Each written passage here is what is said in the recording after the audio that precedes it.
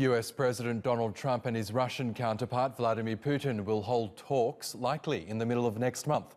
US National Security Advisor John Bolton is in Moscow, where he met Putin and other senior officials. Bolton's visit has raised hopes that relations between the two countries can be restored. I've said it from day one, getting along with Russia and with China and with everybody is a very good thing. It's good for the world, it's good for us, it's good for everybody.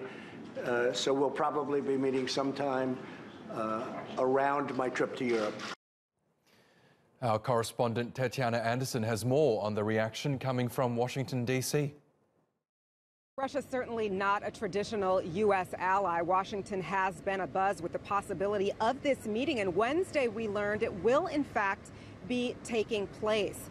John Bolton saying that there's lots on the table for the two leaders to discuss. To talk more about that, I want to bring in Bassima Alghussein. She's managing partner of Alghussein Global Strategies.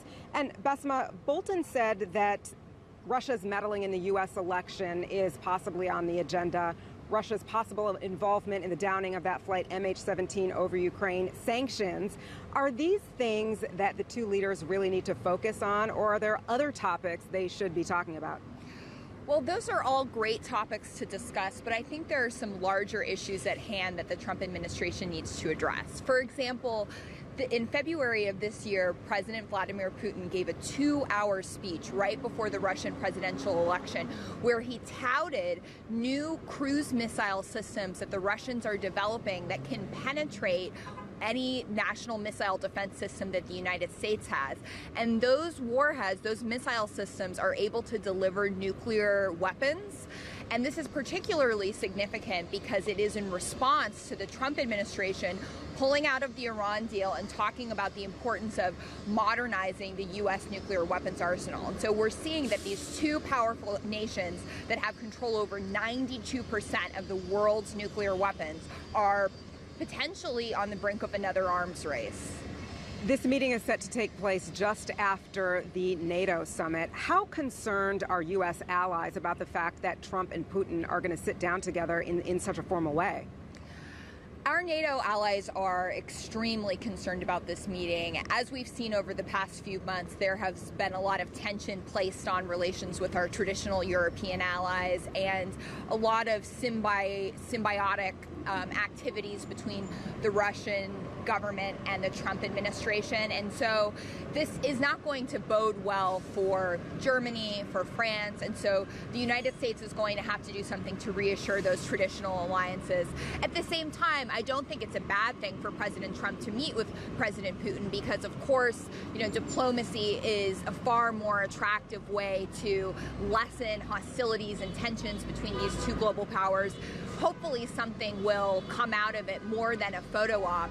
But I am concerned that the Trump administration is going to, quote unquote, confront Russia on their meddling in the election. We already know that the Russians will deny it and that the Trump administration will accept their denial because that will then reinforce President Trump's legitimacy at winning the presidential election. So there's more big news coming out of Washington on Wednesday. We learned that Supreme Court Justice Anthony Kennedy will be stepping down from his post. You worked in the Obama administration, completely opposite of the Trump administration. What does this do for President Trump's agenda? He now gets to pick his second Supreme Court justice. This is a devastating blow to Democrats around the country, and I think people who are a fan of democratic principles around the world. We know that the Trump administration and President Trump is going to probably appoint someone who is radical conservative, and at this point that will give conservatives 7 out of 9 of the seats. Justice Kennedy was always considered to be somewhat of a moderate voice in the Supreme Court, and so now we expect him to be replaced by someone who is probably far more conservative than he is, and that will protect the Trump administration's agenda for many, many years to come. As we see our Supreme Court now, once people are appointed, they're appointed for life.